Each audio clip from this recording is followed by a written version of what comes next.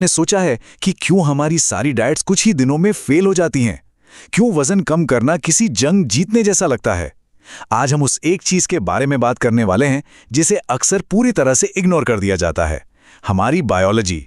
हम समझेंगे कि कैसे हमारे शरीर की बायोलॉजी ही वो मास्टरमाइंड है जो हमें अनहेल्दी चीजें खाने पर मजबूर करती है।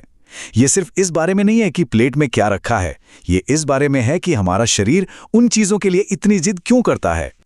अब जरा इस नंबर पर गौर कीजिए, 99%। क्या यह आंकड़ा सुनकर हैरानी नहीं होती? सच तो यह है कि ज्यादातर हेल्दी डाइट प्लान्स मुश्किल से 10 से 15 दिन तक ही टिक पाते हैं। उसके बाद क्या होता है? वही पुरानी आदतें वापस आ जाती हैं। गर्मा गर्म पराठे दिखने लगते हैं, मीठा खाने की तलब उठती है, और जब तेज भूख लगती है तो स्नैक्स और बिस्किट्स पर हाथ चलाई जाता है। फिर शुरू होता है गिल्ट और फ्रस्ट्रेशन का वो अंतहीन लूप। लेकिन यकीन मानिए, ये आपकी कोई पर्सनल फेलियर नहीं है। तो आज की इस चर्चा में हम क्या क्या कवर करने वाले हैं? हम शुरुआत करेंगे उस बड़े झूठ से जो हमें डाइट फेल होने के बारे में बताया जाता है। फिर हम क्रेविंग्स के पीछे की असल बायोलॉजी को डिकोड करेंगे। इसके बाद हम एक कमाल के आयुर्वेदिक क्रेविंग स्टेबलाइजर के बारे में जानेंगे, उसे बनाने की सही रेसिपी और टाइमिंग समझेंगे, और अंत में एक बहुत ही ज़रूरी रियलिटी चेक पर भी बात करेंगे। हमारा सफ़र फ्रस्ट्रेशन से शुरू होकर ठोस साइंस और प्रैक्टिकल सॉल्यूशंस तक जाएगा।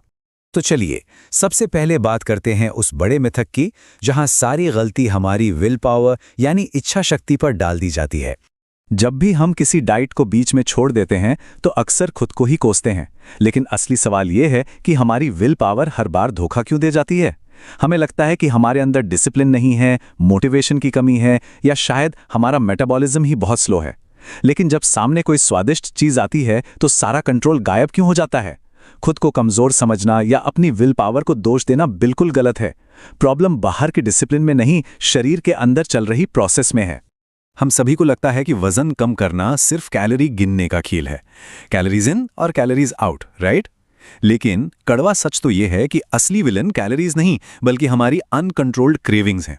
वजन सिर्फ खाना खाने से नहीं बढ़ता, बल्कि उस बेकाबू भूख और खाने की तीव्र इच्छा से बढ़ता है। दुनिया का कोई भी फैंसी डाइट प्लान तब तक काम नहीं कर सकता जब तक आप इन क्रेविंग्स को कंट्रोल करना नहीं सीख लेते। और ये क्रेविंग्स कोई हवा में नहीं बनती। असल में हमारी बायोलॉजी पूरी तरह से हैक हो चुकी है। देखिए, होता क्या है कि हमारे मॉडर्न लाइफस्टाइल और खान-पान ने हमारी बायोलॉजी को हाईजैक कर लिया है, और जब बायोलॉजी अपना खेल खेलती है तो वहाँ कोई विल पावर काम नहीं आती। हमारा शरीर 3 तरह से सर्वाइवल मोड में चला जाता है। पहला, ब्लड शुगर का क्रैश होना।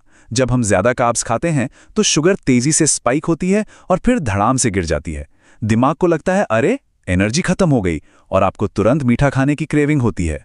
दूसरा है रिवॉर्ड सीकिंग बिहेवियर। दिमाग को बस कुछ टेस्टी चाहिए जिससे उसे अच्छा फील हो, भूख से इसका कोई लेना देना नहीं होता। और तीसरा, सबसे खतरनाक, कॉर्टिसोल और स्ट्रेस। स्ट्रेस में शरीर कॉर्टिसोल रिलीज करता है जो सीधा जंक फूड और स्नैक्स की डिमांड बढ़ा देता है। तो अब इस हैक हुए सिस्टम को अनहैक कैसे किया जाए? यही एंट्री होती है हमारे आयुर्वेदिक क्रेविंग स्टेबलाइजर की। ध्यान रहे, ये कोई जादुई फैट बर्नर नहीं है, ये एक बायोलॉजिकल स्टेबलाइजर है। इसमें सिर्फ 2 ही चीजें डलती हैं, साबुत दालचीनी और लौंग। साइंस साफ साफ बताता है कि दालचीनी इंसुलिन सेंसिटिविटी को बेहतर बनाती है, जिससे शरीर शुगर को सही से प्रोसेस कर पाता है। और लौंग क्या करती है? ये ग्लूकोज के अचानक होने वाले स्पाइक्स को रोक देती है। जब ये दोनों एक साथ मिलते हैं तो ये दिमाग के रिवॉर्ड सेंटर को शांत कर देते हैं, नर्वस सिस्टम की सूजन को घटाते हैं और कॉर्टिसोल को कम करते हैं। इसका सीधा मतलब है स्ट्रेस की वजह से होने वाली ईटिंग पर फुल स्टॉप। अब साइंस तो समझ आ गया, लेकिन इसे बनाना कैसे है? इसके नियम बहुत सख्त हैं, तो जरा ध्यान से सुनिएगा। तो करना क्या है? आपको लेनी है सिर्फ 1 लौंग और आधा इंच साबुत दालचीनी। एक सबसे बड़ा रूल, दालचीनी का पाउडर गलती से भी इस्तेमाल नहीं करना है, सिर्फ साबुत दालचीनी, और अगर वो श्रीलंकन वैरायटी की हो तो और भी अच्छा है। अब इन्हें 1 कप पानी में डालिए और धीमी आंच पर तब तक उबालिए जब तक पानी आधा ना रह जाए और उसमें से एक अच्छी सी खुशबू ना आने लगे। बस फिर इसे छान लीजिए और चाय की तरह गरम गरम ही पीजिए। इसका असर इस बात पर डिपेंड करता है कि आप इसे किस वक्त पी रहे हैं। इसे दिन में केवल 1 बार लेना है। सबसे बेस्ट टाइम है नाश्ते के 1 घंटे बाद या फिर लंच के 30 मिनट बाद। इस वक्त आपकी बॉडी डाइजेशन और ब्लड शुगर को रेगुलेट करने के मूड में होती है, इसलिए ये सबसे ज्यादा इफेक्टिव होता है। और हाँ, इसे रोज रोज नहीं पीना है, हफ्ते में मैक्सिमम 5 दिन ही काफी है। अब एक सबसे बड़ी और जरूरी वार्निंग, इसे रात के समय बिल्कुल नहीं लेना है, बिल्कुल भी नहीं। अगर आपने इस स्टेबलाइजर को रात में लिया तो यह आपकी भूख को बहुत ज़्यादा स्टिमुलेट कर सकता है और आपकी रातों की नींद पूरी तरह से खराब कर देगा। तो रात के समय इससे 100% दूर रहना है। अब इन सब के बीच थोड़ा जमीन पर आना भी जरूरी है। चलिए एक छोटा सा रियलिटी चेक कर लेते हैं। देखिए, हमें यह समझना होगा कि यह रेमेडी कोई जादू नहीं है जो रातों रात आपकी लाइफ बदल देगी। अगर आप किसी गंभीर इमोशनल ड्रामा या भारी स्ट्रेस से गुजर रहे हैं, अगर आप रात भर ठीक से सो नहीं रहे हैं या आपकी डाइट में प्रोटीन की बहुत ज्यादा कमी है, तो कोई भी स्टेबलाइजर काम नहीं करेगा। क्रेविंग्स तभी कंट्रोल में आती हैं जब बेसिक्स सही हो, यानी अच्छी नींद, सही पोषण और भरपूर प्रोटीन। यह नुस्खा आपको अंदर से एक तगड़ा सपोर्ट देता है, लेकिन फाउंडेशनल हेल्दी हैबिट्स तो आपको खुद ही बनानी पड़ेंगी।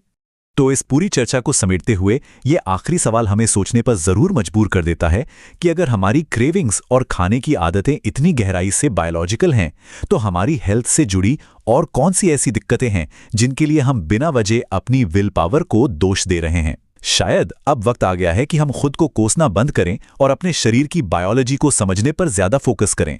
आज के इस विश्लेषण में हमारे साथ जुड़ने के लिए बहुत बहुत शुक्रिया। मिलते हैं अगली बार।